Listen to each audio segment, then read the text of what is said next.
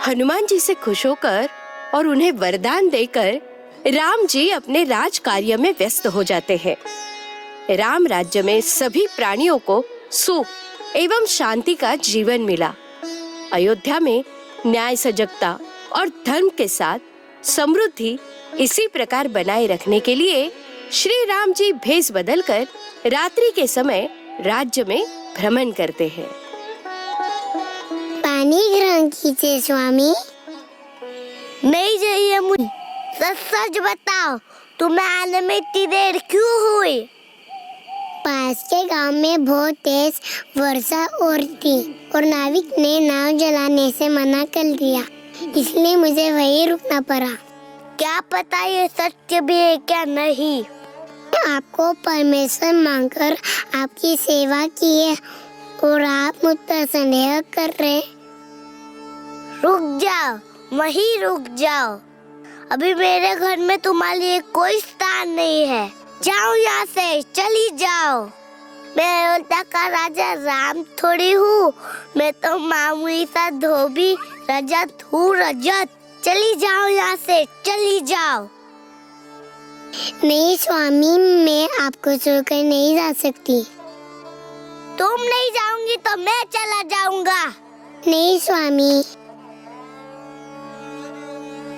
श्री राम को यह ज्ञात होता है कि एक स्त्री न्याय मांगने हेतु महल के द्वार पर आई थी, किंतु रात्रि का समय होने के कारण द्वारपाल ने उसे वापस भेज दिया और सुबह आने के लिए कहा। अगले दिन सुबह श्री राम जी उस स्त्री के बारे में पता करने के लिए राज्य में गुप्तचर भेजते हैं, लेकिन गुप्तचर की अधूरी बातें सुनकर श्री राम विचलित हो जाते हैं और भेष बदलकर पूरे राज्य में भ्रमण करने का निर्णय लेते हैं।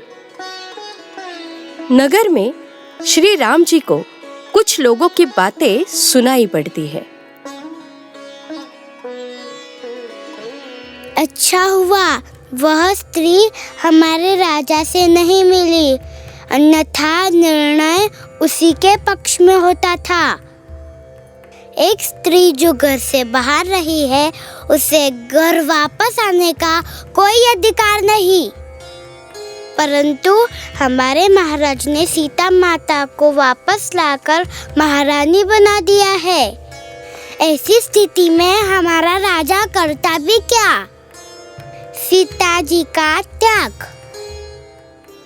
यह बातें सुनकर श्री राम जी बहुत उदास हो जाते हैं। प्रत्येक गांव व नगरों में जनता की ऐसी बातें सुनकर श्री राम जी अत्यंत विचलित हृदय से महल लौट जाते हैं। सीता जी ने उनकी उदासी का कारण उन्हें पूछा, परंतु श्री राम जी ने उन्हें विस्तार से कुछ भी नहीं बताया। सीता जी के मन में संदेह हुआ और उन्होंने अपनी दासी को गुप्तचर बनाकर नगर में भेजा। दासी ने वापस आकर अत्यंत दुख से सीता जी को सारी बातें बताई और तब सीता जी को श्री राम जी की अत्यंत उदासी का कारण पता चला।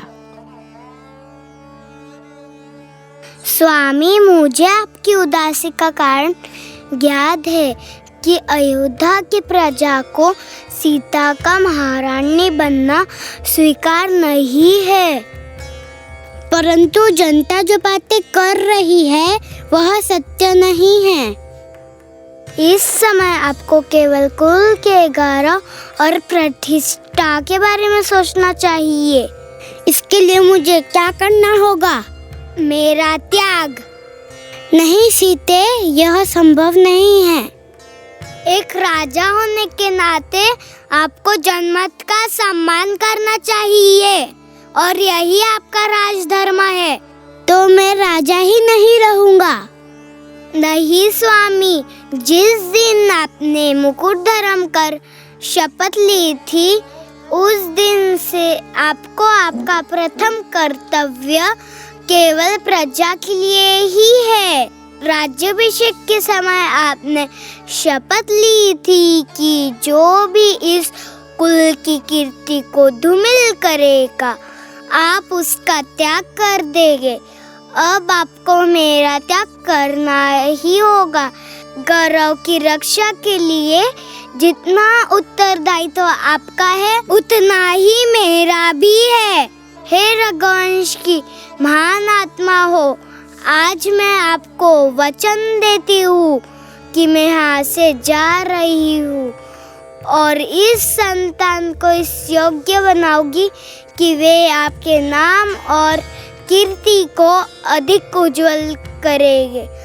और जो कलंक आपके पुत्र वधू पर लगा है उसके लिए अयोध्या की जनता गिड़गिड़ा के क्षमा मांगेगी। इसके लिए मुझे आशीर्वाद और शक्ति प्रदान करे। महाराज, यही एक रास्ता है, मुझे अपने धर्म का पालन करने दे। सीता माता राजमहल का त्याग करती है। श्री राम जी की आज्ञा से लक्ष्मण सीता माता को वन में छोड़ने के लिए निकल पड़ते हैं।